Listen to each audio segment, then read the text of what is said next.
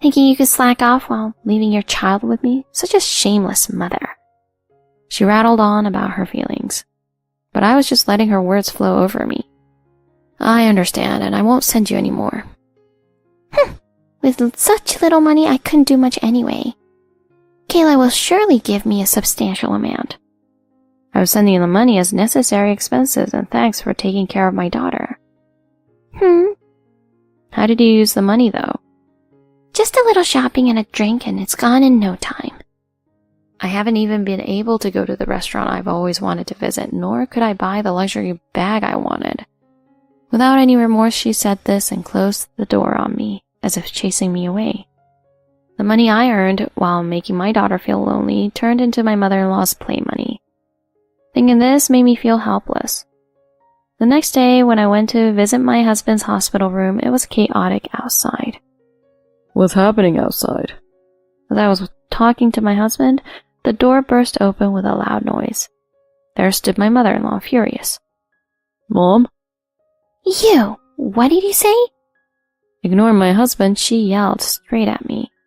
A nurse hurriedly followed her from behind, but she brushed off the nurse's hand and approached me aggressively. What is this about? Well, how pretentious. You said something to Kayla, didn't you? Forgetting this is a hospital room, she raised her voice. I didn't say anything. Stop lying. If it wasn't for you, she wouldn't say that she won't give me money. And somehow I got kicked out of the house, too. My agitated mother-in-law was panting heavily. Watching her, I spoke calmly again. I really didn't say anything. Don't you dare lie. She was furious. Then my husband spoke up. I was the one who said it. What? Her mouth hung open in surprise. I called Kayla. I didn't want to worry her, so I didn't say anything for a while, but I contacted her recently. And what does that have to do with anything? She still couldn't grasp the situation. Well, she said she was planning to send some money because with me being sick, she thought you must have a tough time supporting me. But since we stopped leaving our daughter with you, there's really no point in giving you money. Then, Amelia, you should reconsider leaving your daughter with a babysitter and have me take care of her again. I was aware of it, but seeing my mother-in-law's lack of concern for our family, especially for her son, left me utterly disgusted. It seemed my husband felt the same. There's no way I'd leave her with you. Planning to use the allowance in gratitude just for yourself? What are you saying? She glared at me again. It's wrong to blame me, but perhaps I'm the most hated person here. You said something unnecessary. Stop blaming Amelia. It's all your fault. I heard my husband raise his voice for the first time. Apparently it was her first time too, and she seemed shocked as her eyes widened. We should have cut ties properly. Ryan? What are you saying?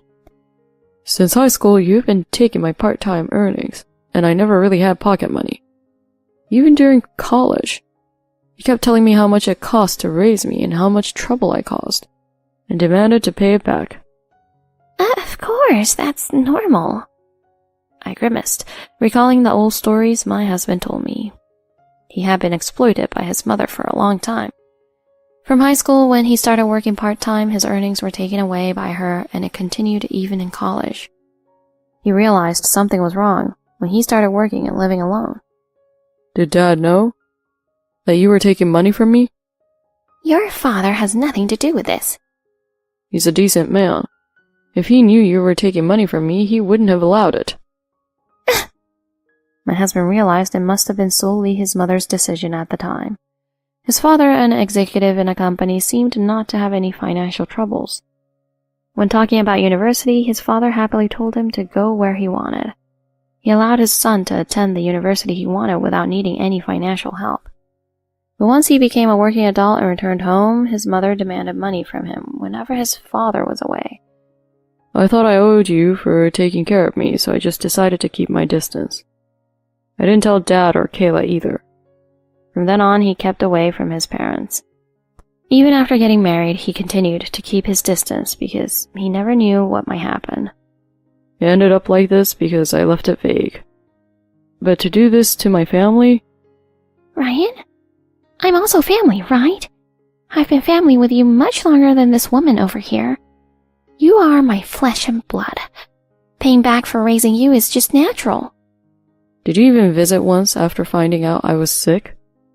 Were you worried? Of course.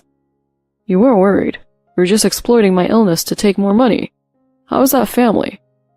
I put my hands on my husband's shoulder as he raised his voice. I was worried about him getting too excited, but couldn't stop him. We're cutting ties with you. What? What are you saying? Don't show up in front of me or my family again. Please, Ryan! My mother-in-law collapsed, but no one tried to support her. Then my father-in-law and sister-in-law, who had come pick her up, took her away. We knew she might come to the hospital room since we kept in touch with them. My husband wanted to talk to his mother properly one last time so they didn't disturb us. I'm truly sorry about what happened. I'm sorry for everything too. After my mother-in-law left, my father-in-law and sister-in-law came back to apologize. I thought they were not to blame, but they apologized for not noticing my mother-in-law's actions. My father-in-law was not informed about my husband's illness. He was only told that they were taking care of their granddaughter. Ryan's sister, Kayla, who moved to England while still young, didn't know her younger brother was treated like that by their mother. Ryan, I can't believe I let you go through that as a child, and I feel so bad about it. I was wrong for not speaking up. I'm grateful for you letting me go to college and for letting me do the studies I wanted to pursue. Soon after, my mother-in-law and father-in-law divorced. My mother-in-law apparently complained endlessly, but her embezzlement and debts were uncovered, and she was giving a divorce decree. It seems the money from the property division was also used to pay off her debts. Now she seems to live alone in an old apartment. My father-in-law and sister-in-law helped us with the treatment costs and in many other ways. I think it was also their way of apologizing. They even returned the money my husband had been extorted and the money I had sent to my mother-in-law. My husband recovered steadily and was able to be discharged from the hospital. I'm back. Thank you for everything, Amelia. He said that and hugged me and our daughter tightly. While almost crying, I savored the happiness. This moment is not to be taken for granted. I want to cherish being together and live happily with my family close by my side.